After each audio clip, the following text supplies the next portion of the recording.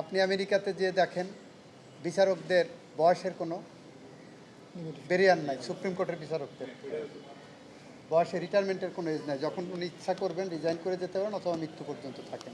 তো বর্তমান ট্রাইব্যুনালের কার্যক্রম সম্পর্কে প্রশ্ন তোলার মতো কোনো দিক পাইনি। প্রধান বিচারপতি একগুয়ে কোনো সিদ্ধান্ত নিয়েছেন, এটা আমি একমত না আপনার সাথে। প্রধান বিচারপতির সিদ্ধান্ত তার প্রশাসনিক সিদ্ধান্ত, এটা বিচারিক কোনো সিদ্ধান্ত না। উনি একটা প্রশাসনিক সিদ্ধান্ত নিয়েছেন। কেন নিয়েছেন তার রিজনিংটা উনি ভালো জানেন। দ্বিতীয়ত হলো বিষয়টা আমার দৃষ্টিতে এসেছে, আমি বিশ্বাস করি মাননীয় প্রধান বিচারপতির দৃষ্টিতেও এসেছে, এবং প্রধান বিচারপতির সিদ্ধান্ত উনি ওনার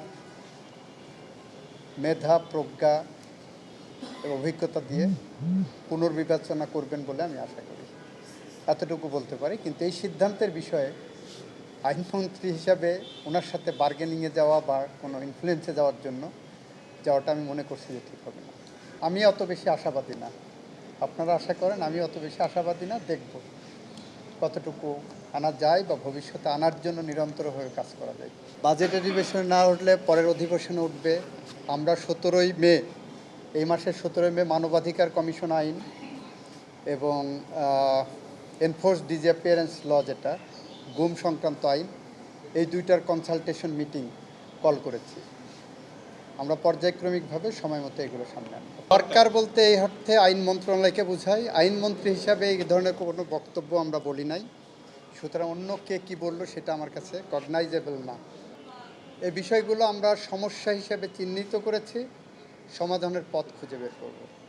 এটা আমাদের একটা সংসদীয় বিশেষ কমিটির সভায় বিরোধী দলের পক্ষ থেকে এই বিষয়টা উত্থাপন করা হয়েছিল।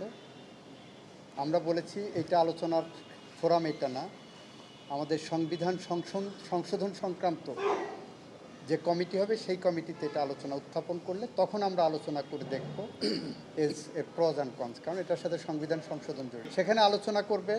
আলোচনা করার পরে যদি আমিও অন্যদের মতো আমি একজন সদস্য সেই কমিটি থাকবো, হয়তো আমি যদি সেই কমিটির সদস্য থাকি, আমি কমানোর পক্ষে না, আমি বাড়ানোরই পক্ষে। আমৃত্যু না, পৃথিবীর বিভিন্ন দেশে আছে। আমরা কিছু কিছু জায়গায় এক্সপেরিয়েন্স যত বেশি হবে, বিশেষ করে বিচারপতিদের আমরা বেশি করে সেবা পাবো। আপনি আমেরিকাতে যে দেখেন বিচারকদের বয়সের কোনো ব্যারিয়ার নাই। সুপ্রিম কোর্টের বিচারকদের বয়সে রিটায়ারমেন্টের কোনো এজ নাই। যখন উনি ইচ্ছা করবেন রিজাইন করে যেতে পারেন অথবা মৃত্যু পর্যন্ত থাকেন। আমরা সেটা চাই না। তবে বিচারপতি আমাদের মাননীয় বিচারপতিরা 67 বছর পর্যন্ত যে আছেন, সেই বিষয়টা যদি মনে হয় কেউ কমানোর জন্য উদ্যোগ নেন, সেই উদ্যোগটা কী কারণে বলছেন ওনারা, আমরা বিবেচনা করব ওটা। আমি আমার জায়গা থেকে এখন পর্যন্ত বর্তমান ট্রাইব্যুনালের কার্যক্রম সম্পর্কে প্রশ্ন তোলার মতো কোনো দিক পাইনি। পাইলে নিশ্চয়ই আমরা দেখব। এটা আমরা যাচাই বাছাই করছি। অপরাধ যদি হয়ে থাকে, সেই অপরাধের বিচারের জন্য মামলার সংখ্যা বাড়া, সেটা আমাদের কাছে অ্যাংজাইটির বিষয় না। অপরাধের তো বিচার হতে হবে, তাই না? আমাদের কাছে অ্যাংজাইটির বিষয় ন্যায় বিচার হচ্ছে কি না, সেটা আমাদের কাছে চ্যালেঞ্জের বিষয়। আমরা সেই ন্যায় বিচার নিশ্চিত করতে যেটা করার সেটা করব।